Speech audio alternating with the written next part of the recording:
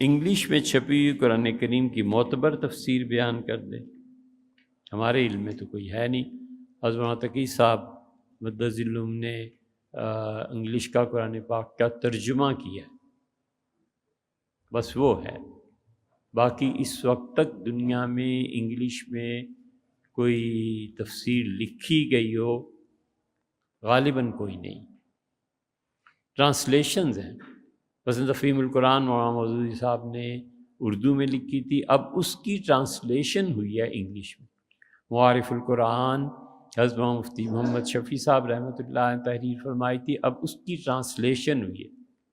ایک ہے برجستہ کوئی عربی اور انگلش دونوں کو سمجھتا ہو اور پھر تفسیر لکھے، وہ ہے اصل چیز ہماری مراد۔ کرنا ترجمے تو بہت مل جاتے ہیں، بہت لوگوں نے کیے ہیں اور بہت ہی گمراہی پر مبنی ہے۔ ہم اتنی بے توفیق امت ہیں، بے توفیق،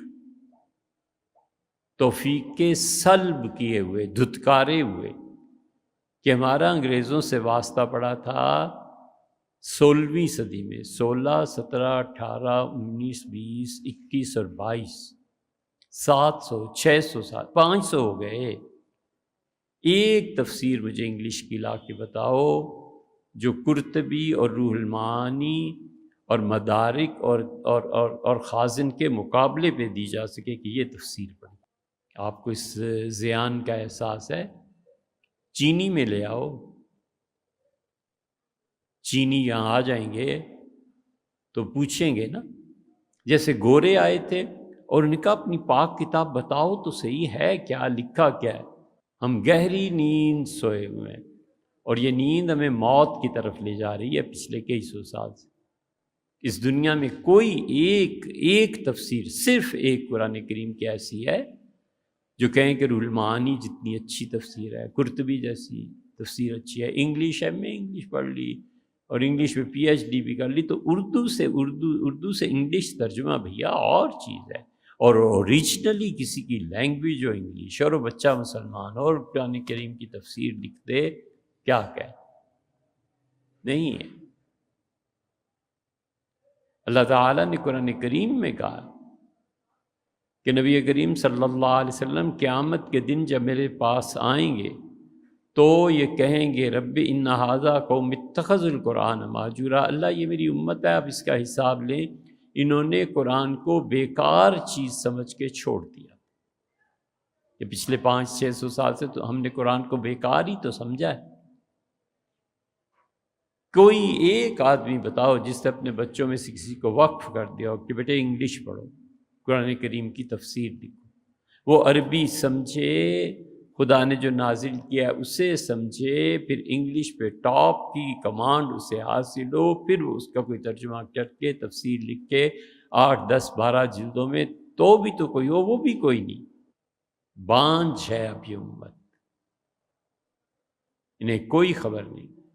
قادیان کی تفاسیر، میں آذربائیجان گیا تو دیکھ رہے تھے ایک مسجد میں، تو قرآن کریم کی ایک تفسیر تھی، اسے دیکھا تو ہمیں شبہ پڑا کہ یہ تفسیر قادیانیوں نے لکھی ہے۔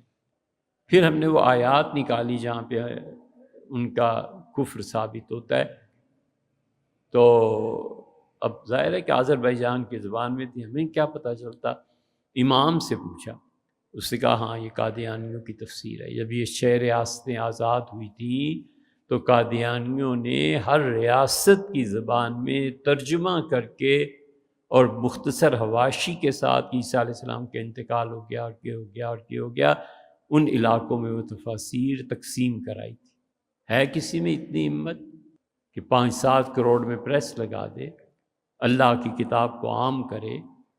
کوئی 2-4 بچے جن کو کہ میں اڈاپٹ کر لیتا ہوں، جی آپ انہیں پڑھائیں، انگلش پڑھائیں، عربی پڑھائیں، آج سے 20 سال بعد یہ بچہ کوئی تفسیر لکھ دے؟ صرف باتیں ہیں بھیا، ایسے ہی فضول ہوگی۔ انگریزی میں زبان میں کب سے چھپی؟ یہ جو پہلا ترجمہ انگلش میں ہوا تھا نا، کیا نام تھا اس کا؟ نہیں، پکتال سے بھی پہلے، اس نے خود ہی عربی سیکھی وہ پڑھنا چاہتا تھا کہ خدا کی کتاب میں ہے کیا، خود ہی عربی سیکھ کے خود ہی قرآن کا الٹا سیدھا ترجمہ کیا، اور کئی صدیوں تک وہی چلتا رہا۔ امریکنز وہ پڑھتے رہے، برٹشرز پڑھتے رہے، اور اسی ترجمے سے اسلام کے خلاف پھر انہوں نے تحریکیں اٹھائیں کہ ان کی کتاب میں تو یہ لکھا۔ امریکہ ایک یونیورسٹی میں وہ لڑکا کھڑا ہو گیا اور کہنے لگا کہ ہم پہ کیوں الزام آتا ہے فحاشی کا، آپ کی پاک کتاب میں لکھا ہے کہ تم اپنی بیویاں ایک دوسرے سے تبدیل کر سکتے ہو، اس کی بیوی وہ لے گیا، اس کی بیوی وہ لے گیا۔ ہم نے پورے اعتماد کے ساتھ کہا کہ بچے ایسے نہیں، اس کا ویٹ، انتظار کرو، گیا اور لے آیا۔ تو قرآن کریم کی آیت اس سے میرے سامنے رکھی کہ نستبدال زوجن مکان، اور اگر تم ایک بیوی کو دوسری بیوی، ایک کو طلاق دے کے دوسری شادی کرنا چاہو، اللہ نے سارا حکم بیان کیا ہے، تو اس نے ترجمہ جس نے کیا تھا اسے کہا ایکسچینج دا وائفز، چینج کی بجائے ایکسچینج سے ترجمہ کر دیا۔ میں نے کہا نہیں، یہ ترجمہ ٹھیک نہیں ہے۔ اس نے کہا تو میری ذمہ داری تھوڑی، یہ تمہاری مذہبی کتاب میں لکھا ہے۔ ہم اتنے نالائق، ہم کوئی دور اندیش کیا، بہرحال چھوڑو۔ تو انگریزی زبان میں کوئی ایک تفسیر ہمارے علم میں نہیں جو اوریجنلی ٹرانسلیشنز مل جائیں۔ مولانا تقی عثمانی صاحب نے ترجمہ کیا ہے، کاش اللہ تعالیٰ انہیں ہمت دے، تفسیر بھی لکھ دے، انہوں نے حواشی لکھے ہیں مختصر۔